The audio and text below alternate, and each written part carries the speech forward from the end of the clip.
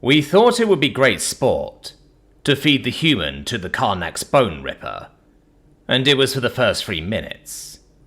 The silly hairless ape ran and dodged around the arena as bets were placed on how long the execution would take. However, the Karnax was an ambush predator, and after 5 minutes of exertion it sat down to catch its breath. To the shock of the audience, the human walked up to the Karnax and punched it in the nose.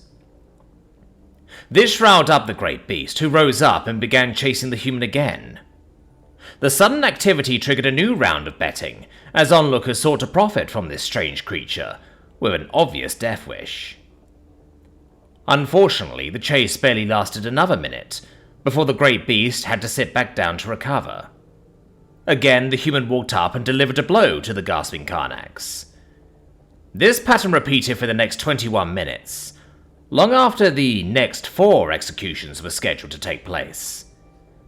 The audience looked on with horror, as this human taunted and tortured the great Karnax into chasing it around the arena, savagely beating it every time it tried to stop. 38 minutes in, bruised and gasping for breath, the Karnax was cowering from his human tormentor.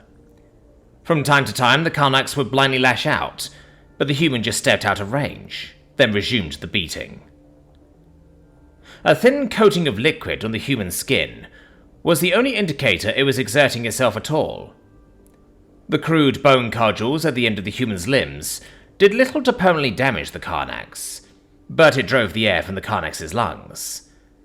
Utterly defeated, the Karnax no longer had the energy to do anything but cover its most sensitive areas from the human's persistent violence. 45 minutes in, and the spectacle was drawing to an end.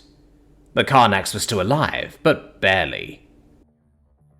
Most of the audience had left, their money wasted on sensible wagers made for the kill to happen within the first 8 minutes scheduled execution time. The show they had come to see had descended to a level of wanton sadism. Even the mobsters running the event did not care to witness. At 59 minutes 8 seconds, the human changed tactics and pressed his limb into the Karnax's windpipe.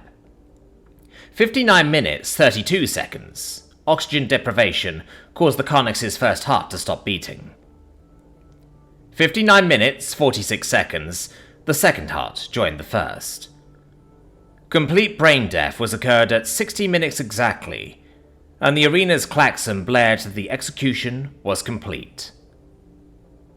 The results were recorded, and a large sum of galactic credits was transferred to the one bet that had been placed for the execution lasting an unheard of 60 minutes.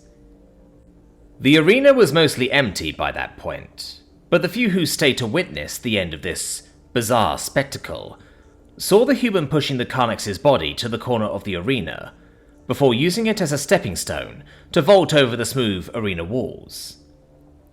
The few remaining onlookers fled in panic before the sentient apex predator from a distant world. None could stand up to a Karnax ball in its prime, much less something that could dispatch one without a shield and a pulse rifle.